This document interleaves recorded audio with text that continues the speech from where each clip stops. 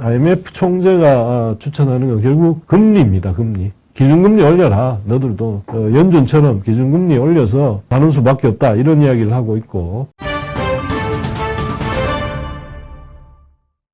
강달러가 될 거라면 누구나 알고 있고, 그래서 잠시 그걸 갖다가 달러를 풀어서 갖고 있는 외환 보유고로 갖고 있던 달러를 이제 풀어서 그 원화를 산다고 하더라도 잠시 동안만 원화를 방어할 수 있을 뿐, 곧 그게 또 다시 또 미국이 자이언트 스텝하고 뭐 물가지 한다고 화폐를 통화 긴축을 계속 해대면 강달러 추세가 확인되고 있기 때문에 섣불리 그렇게 했다가는 중앙은행이 갖고 있는 외환 보유고만 갖고 있던 달러만 쓰게 될 거다. 그러니까 그걸 자제하고, 여기서 IMF 총재가 추천하는 건 결국 금리입니다. 금리. 기준금리 올려라. 너들도 다른 미국 연준처럼 기준금리 올려서 가는 수밖에 없다. 이런 이야기를 하고 있고, 그와 함께 또 했던 이야기는 선심성 그 재정지출, 그러니까 그게 결국은 국채 발행해서 나중에 그 나라 중앙은행이 그 채권을 인수하면 다시 또 돈이 풀려 나가니까, 그렇게 되면 그게 또 자국화의 가치를 우리 같은 원화의 가치를 떨어뜨리니까 그런 지출들을 막아라. 이런 이야기들을 하고 있습니다. 그걸 자제하라고. 그래서 그거는 뭐 사실은 상식에 맞는 이야기이긴 한데, 이제 한은 총재 입장에서는 제가 볼 때 우리나라의 경우에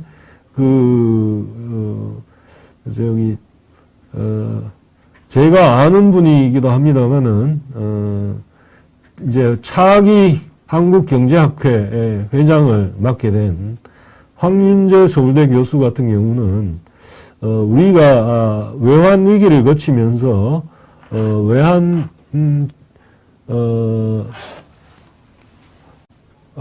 그게 달러를 보유할 필요성을 민간이 너무 잘 인식했기 때문에, 외환 위기를 거친 그런 과정을 거쳤기 때문에 실은 민간이 가지고 있는 외환 보유고가 중앙은행이 아니라 상당하기 때문에, 상당히 그게 일종의 충격에 대한 영어로 써서 뭐 하는데 범퍼, 부딪히더라도 뭐 큰 충격을 좀 흡수해주는 그런 역할을 할 거다. 그래서 외환 위기 때만큼 그런 식의 위기는 오지 않을 것 같다. 이런 얘기를 하고 있습니다. 아무튼 그런 얘기를 하는데, 상당히 저도 기업들이 현금 쌓기, 특히나 달러, 그걸 갖다가 수출 기업일수록 그걸 갖다 잘 준비했을 거라고 보고, 과거에 외환위기 때 하도 그냥 혼이 났기 때문에 그래서 그런 점은 이제 다행인데, 문제는 이게 이제 가계대출로 간 것들이 주택시장하고 지금 주택시장이 얼어붙고 있다 그러지 않습니까? 그래서 이자는 올라가는데 이걸 감당을 못하는 경우에는 집을 또 금매로 내놔야 되고, 그렇게 되면 그 친구들이 못 갚고, 그게 뭐 금매도 잘 안 되고 그러면, 그럴 일은 없을 거라고 봅니다만은, 그 담보로 잡았던 가치보다 시장의 가격이 더 떨어지는 그런 사태가 발생하면 빌려준 은행도 이제 상당한 손실을 보지 않을 수 없고, 이게 다발적으로 동시에 한꺼번에 일어난다면, 그런 일이 일어나지 않아야 되고, 또 그럴 확률은 높지 않다고 봅니다만은, 그렇게 되면 이제 은행이 흔들거릴 수 있고, 이제 그렇게 되면 이제 소문이 이제 어떤 한 곳의 타깃을 해서 공격하기를 기다리고 있던 헤지펀드 같은 데서, 예를 들면 어느 나라의 어느 은행이 지금